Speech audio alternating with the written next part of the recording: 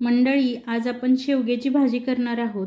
असं म्हणतात की आहारात शेवग्याचं सेवन नक्की करावं, कारण त्यामध्ये भरपूर प्रमाणात विटॅमिन्स असतात, कॅल्शियम असतं, आयर्न आणि मॅग्नेशियम सुद्धा असतं। शेवगा खाणं आपल्या त्वचेसाठी चांगलं असतं। त्याचबरोबर जे डायबिटिक लोक आहेत त्यांनी सुद्धा शेवगा नक्की खावा। शेवगा आपल्या हाडांना बळकटी देतो, त्यामुळे सर्वांनी शेवग्याचं आहारामध्ये सेवन नक्की करावं। शेवग्याच्या शेंगा घेतल्या आणि एक बोटभर अंतरावरती कट करून त्याची अशी थोड्या थोड्या अंतरावरती त्याची निघेल अशी साल काढून घेतली। व्हिडिओमध्ये तुम्ही बघू शकता। बाकीच्या शेवग्याचे असेच तुकडे करून घेतले आणि पाण्यामध्ये टाकून घेतले। तुम्ही शेवगा कसाही खा, म्हणजे नुसता उकडून खा किंवा त्याची भाजी करून खा, पण नक्की खा असं म्हटलं जातं। चला आता फोडणी घालूयात। कढईमध्ये 1.5 चमचा तेल घेतलेलं आहे, त्यामध्ये मोहरी आणि जिरे घातलं, एक बारीक चिरलेला कांदा घातला।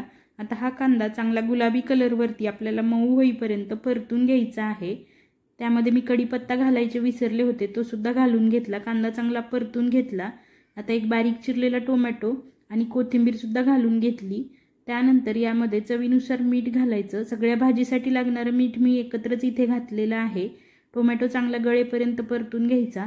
त्यानंतर आता यामध्ये लसूण, खोबरं आणि कोथिंबीरीचं जे वाटण आहे ते वाटण घालून घ्यायचं आणि मिनिटभरासाठी हे वाटण चांगलं परतून घ्यायचं। वाटण चांगलं परतलं गेलेलं आहे। आता यामध्ये मसाले घालून घेऊयात। 1/2 चमचा हिंग, अगदी 1/2 चमचा हळद घालायची आणि तुमच्या आवडीनुसार काळा मसाला किंवा लाल तिखट घाला। इथे मी अर्धा चमचा घातलेला आहे, कारण माझा मुलगा जास्त तिखट खात नाही। अगदी थोडंसं पाणी घालायचं, म्हणजे मसाले व्यवस्थित परतले जातात आणि ते करपत सुद्धा नाही। व्यवस्थित असं तेल सुटेपर्यंत सगळे मसाले परतून घ्यायचे। सोबतच टोमॅटो सुद्धा चांगला सॉफ्ट होतो। बघू शकता मसाल्यांना चांगलं तेल सुटलेलं आहे।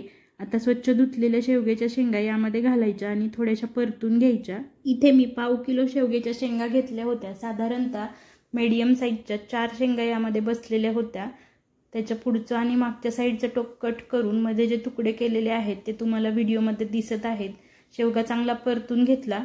त्यानंतर यामध्ये ग्लासभर पाणी घातलं, किंवा पाण्याचं प्रमाण तुम्ही तुमच्या आवडीनुसार कमी किंवा जास्त करू शकता। मला इथे जास्त पातळ अशी भाजी नको होती, थोडीशी अशी दाटसर कन्सिस्टन्सीची भाजी हवी होती, त्यामुळे मी 1च ग्लास पाणी घातलं। चांगलं व्यवस्थित असं हे मिक्स करून घेतलं। त्यानंतर आता यामध्ये 2 चमचे जाडसर असा भाजलेल्या शेंगदाण्याचा कूट घातलेला आहे। पुन्हा चांगलं व्यवस्थित असं मिक्स करून घ्यायचं। गॅसची फ्लेम मी इथे हाय केलेली आहे। आता या पाण्याला उकळी आली की गॅसची फ्लेम कमी करायची आणि यावरती झाकण ठेवून साधारणतः 5 ते 7 मिनिट हा शेवगा आपल्याला चांगला शिजवून घ्यायचा आहे। 6-7 मिनिटांनंतर मी यावरचं झाकण काढलं, पुन्हा व्यवस्थित असं मिक्स करून घेतलं। आता शेवग्याची शेंग व्यवस्थित शिजली आहे का हे चेक करूयात। बघू शकता चमच्याने दाबलं तर आतला बी अगदी हलगत बाहेर येत आहे। हाताने सुद्धा तुम्हाला चेक करून दाखवते, पण हे बऱ्यापैकी गरम आहे।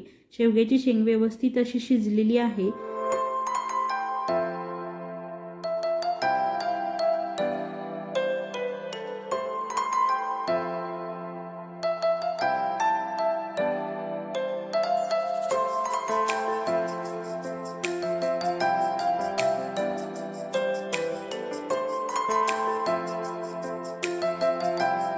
तर मंडळी, माझ्या या पद्धतीने तुम्ही सुद्धा शेवग्याची भाजी नक्की बनवून बघा, तुम्हाला नक्की आवडेल। रेसिपी कशी वाटली हे मला कमेंट करून नक्की सांगा। आवडली असेल तर लाईक आणि चॅनलला सबस्क्राईब करायला विसरू नका। तुम्ही कोणत्या पद्धतीने शेवगा करता हे सुद्धा मला नक्की सांगा।